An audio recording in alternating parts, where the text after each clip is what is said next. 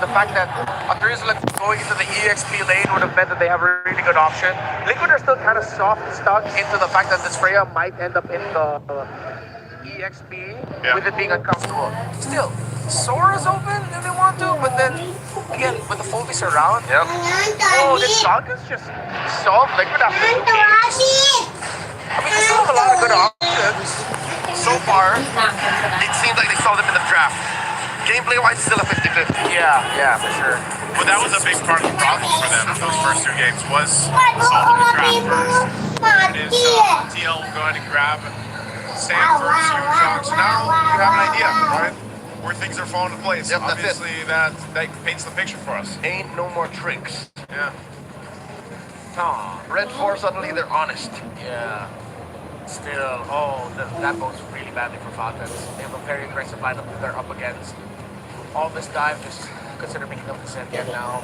All that crowd control should be able to temper them, but then you need a strong road mid so that the Sentient doesn't fall behind quickly. With all the dives, no Valentina on the board, consider Atlas for Oakwood. Atlas Valentina, not the easiest combo to pull off, but you could make it work. Oh, Lilia. Okay. This is not what I was expecting. They needed to speed up a bit. They needed a little bit more reliable damage output to make sense of what they're doing on the map. Does the matchup with this, I mean, at least against the Jushin, play a similar part, or? Of course.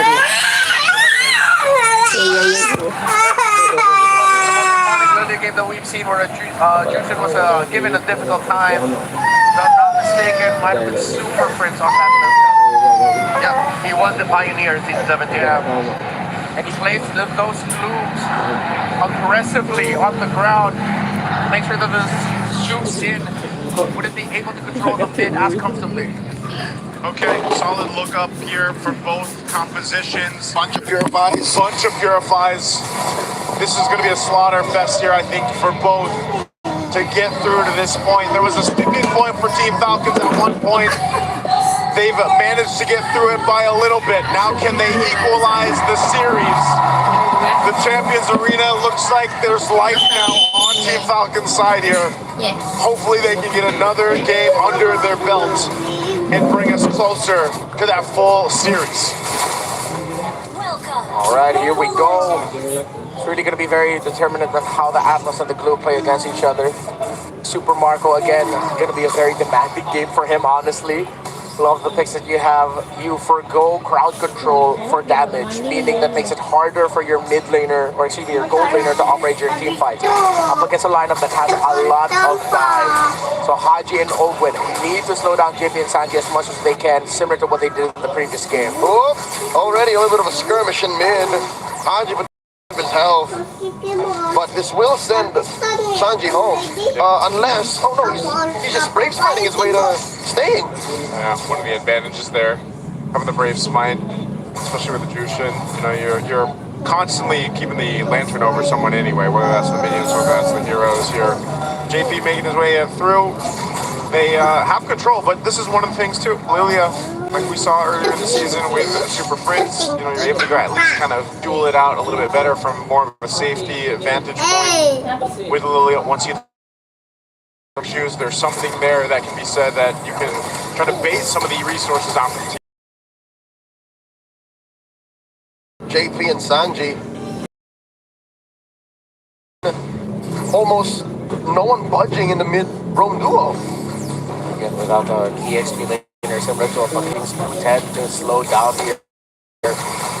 Ooh, good.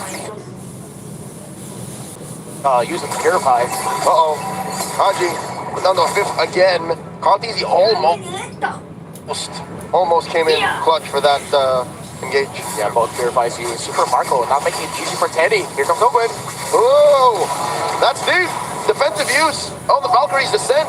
And Oakwood will get away with it, wasting Teddy's ult. Yeah, that might have been enough time to go ahead and solidify TL's first turtle take. Yeah. That was a bit of a distraction that Falcons had to deal with, so clean take on the turtle. We didn't get to check in on Kyle so much. Carl Casey invade took away. Lord, Cartesi's getting chased by Kyle's. Okay, they sent to take care of the marching pusher. And then mid, they continue. Kyle versus Carl, the man-to-man. In comes Teddy with a boundary to send out Shocker. Teddy, defensive use of it, and Carl gets taken down between 3 members of Falcons. Might have been too much even for the GOAT.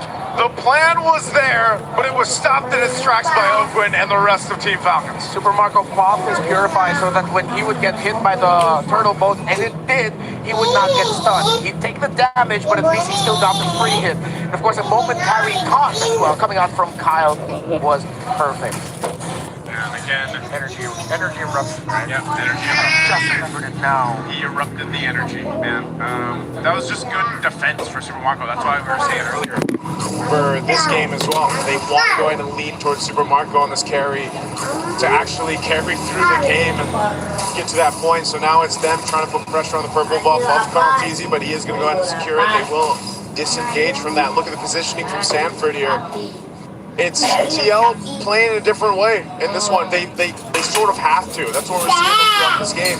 They can't just run force, push their way forward against Team Falcons. They can do it against the 6 other franchises in the league, but not against Falcons, not against their fated rival. In the Clash of Titans, they have to evolve.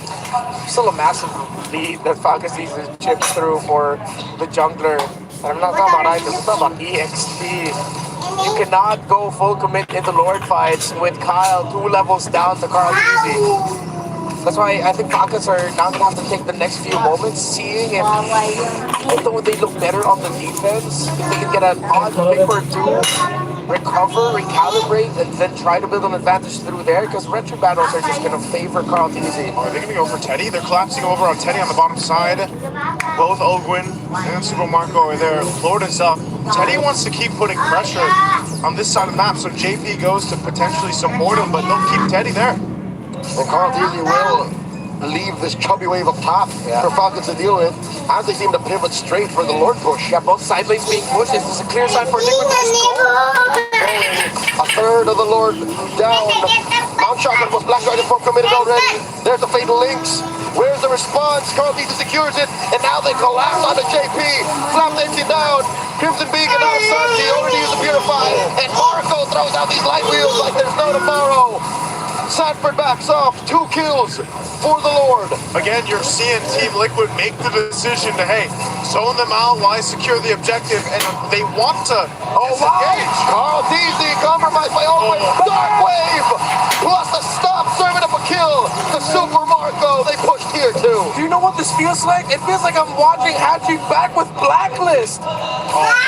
It's a different style of play, and now the tier 3 turret in the mid lane of the base of MPL is going to go down here. Falcons demolished that inhibitor like it was nothing. It was nothing, man. They can still got to do with Lord, but the Lords that TL has been taking pretty much resulted in nothing. Falcons are so much better in the defense. They have a great counter punch, and they're playing around Marco. It's a Falcon flavored Ube. No healing, but it's just playing for your main core, not course, core, with a fragrant at the heart of it all. Yeah. Hey, it's like getting that core of the kunafa. Yeah. What's a kunafa? It's a Saudi Arabian delicacy. Oh, is that the trending chocolate? It's the one with pistachio. It is pistachio. Yeah. One of these days I want to try, what is that, chewy cookie? Dubai chocolate. Dubai. Isn't that the same thing, kunafa? No. Okay, well, A few of BBs are just gonna. I mean, what? I'm sorry. I need to be educated. Right now, we're being educated on how Team Falcons has been able to maintain this game on a defensive lineup to protect Super Marco. That's the game plan. And it's interesting, too, because Haji, the way he's activating this playstyle on the Solilia is he's just enough to go ahead and whittle down the health bars, and even having a lantern himself, he's hurting these tankier members of Team Liquid. Yeah, and with JP going down, Sanford going down really quick, there's not enough time for Teddy to do Teddy things on this Freya. This is one of the difficult things about the Freya coming into the late game. Yeah, she really hurts, but so does the marksman that you're trying to take down. And as long as Falcons keep their formation, trying to keep protecting Marco, they should be able to close. This is going to be, again, another long game. As we've discussed, the potential of that happening over and over again, with Frederick making a big comeback for this series. And it's just poetic, because Haji also flourished in the macro-centric era. Yeah, That's why I said it feels like I'm watching Haji back to Blacklist. How many times have we seen Blacklist in the past where it's like, oh, they're losing the early game, the other team's getting everything. Yeah. Nope, you get the Lord, but we get you guys, we're getting bodies, and we get your tower and base. Then we'll play this defensive tool that for some reason you just cannot go up against. That was also Team Falcons though. Like when they were even previously Falcons AP brand and when they were AP brand, like they master the macro level of gameplay. You know, I think that was a big point of why they even were able to win a world championship for M5. So you can see that they're setting them around this board. They've got this dance figured out. TL, do they want to approach this? Teddy is swinging up here, quarter health. Okay, Oakland comes through, clashing with that dragon, and Kyle secures. The fight continues. Flat with a winner crown of three. Fatal Link, Super Marco still throwing him out, taking down Pass easy, and it ain't no Stanford. It's all about Marco, baby, as he serves up a kill to down to Teddy. Kyle gets him, and now Oakland man-to-man defense with a low started. How does this keep happening? It looks like Falcons have found their new code! They're inside the base. They're storming the core. Falcons even out the score. 2-2 against the defending champions. Sometimes you just gotta call back and throw it back to what got you to the top in the first place. The stampede has slowed, and Falcons are flying steady. It is now anyone's series. I absolutely love where we are going for this grand finals.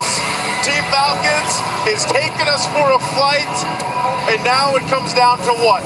The next 3 games across this.